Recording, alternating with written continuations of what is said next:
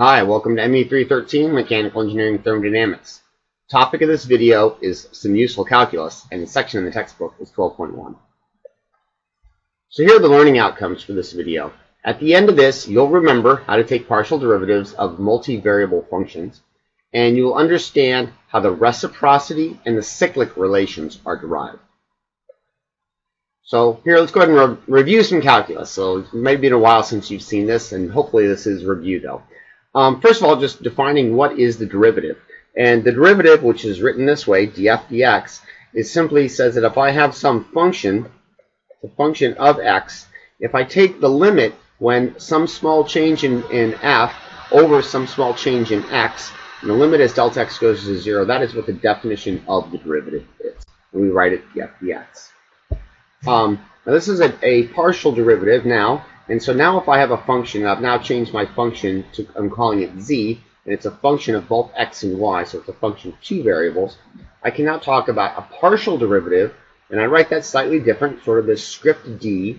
And so I've got dz dx, the partial derivative of z with x, as I hold y constant. So putting y down here in the subscript means that I'm holding that constant. So the definition of that is now I look at how does z change with some small change in x as I'm holding y constant. So I'm going in the y direction constant, but I'm changing x and I'm finding out how z changes. So that's just what the definition of the partial derivative is. And writing those with scripted d's discriminates a partial derivative from a total derivative. So here's what a total derivative would be for a function of two variables. So now again I have z, which is a function of x and y. And so its total derivative, I just add its two partial derivative terms. So here I have the partial derivative with x and the partial derivative with y. And so this is what's called the total derivative. So now I'm finding out how much does z completely change, where I look how much does it change in the x direction and how much does it change in the y direction. All right. So we're going to come back to that. And so the reason I've color-coded these here is everything that I've written in red, we're going to call m, just to kind of collapse it down. Everything I've written here in blue, I'm going to go ahead and call n. And we'll come back to that in just a moment. Okay, so this next thing I mentioned only pertains to exact differentials. And one of the fortunate things about thermodynamic functions is they're continuous. And so those are exact differentials. And that means that if you want to go ahead and take a second order partial derivative, so if I take the partial derivative of z of the x and the y dimensions, it doesn't matter which order I do it. So I can do it in the x direction, then the y, or I can do it in the y and the x. I'm going to end up with the same value. And so that's what an exact differential is. And it's because the functions are continuous that matters. And that's about all you need to know about. So, well, what that means now is that if I was to look at m over here, which is we just defined as dz dx, and then do the partial derivative of that with y, well, that's d squared z dx dy. If instead I started with n, which was dz dy, and then took the partial derivative with respect to x, I'm going to get these two, which we just said are the same for exact differentials. So therefore, these two down here are also going to be the same. So what that says, and we're going to come into this, we'll used a couple times in this chapter, is that dm dy at constant x is the same as dn dx at constant y. And so you may wonder where that's going to come in, and we will see here soon.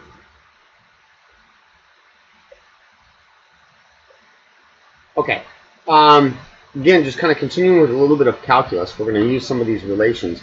So first I just kind of want to mention, if I have a function z that's a function of x and y, I could also correspondingly express that function as a function x, which is a function of z and y. And this picture kind of helps you, let you know. So let's say pressure is z, right? And so this is just the phase diagram for water. If this is z, and then we go ahead and call that maybe y, and that x for volume and temperature, well, we know pressure is a function of volume and temperature. State postulate. I give a volume and a temperature, I can get the pressure. But likewise, I could say x is a function of z and y, which is just saying temperature is a function of volume and pressure. Again, state postulate. Any two intensive variables, I can get the third. So I can say z is a function of x and y, x is a function of z and y. I could also say y is a function of z and x. But we'll go ahead and just stick with this. And now we're going to do a little bit of calculus with this. So first of all, let's take the total derivative of x. So I'm starting with x, and this is the total derivative. X is a function of z and y. So there's my partial derivative with y, my partial derivative with z. I could do the similar thing with z, so now just looking at this function, my partial derivative with x and partial derivative with y. Right? So far we've just done some calculus, no thermodynamics yet. But now what I'm going to do, see I've got a dx right there, and this whole side over here is also dx.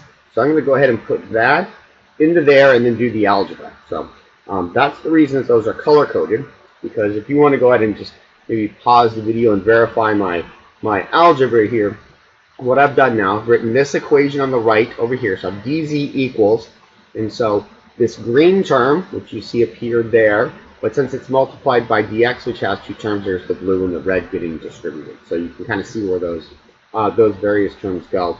And there's the black term over here. So if you want, maybe just kind of pause and make sure that makes sense. But what we can see now is we've got this function dz is equal to something times dy and another thing times dz, which is going to let us use some more manipulation. So first thing I'm going to do is now just some algebraic rearrangement of this. And so I have dz here, and then this term times dz. So if I bring this term right over here to the right-hand side and then flip it around, that's why I have 1 minus the blue and the green term. And again, these are color-coded, so you can kind of see where they're going.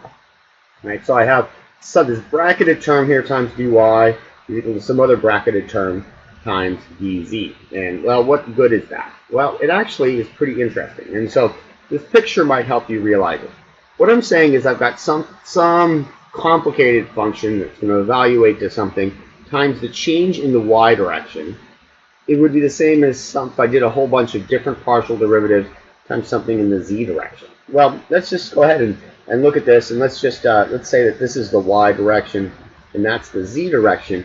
What it says is that if I was to go ahead and move, maybe I'm going to go ahead and do a delta y. I'm going to do a dy term right there, but my dz is 0. Okay, so that's going to be 0.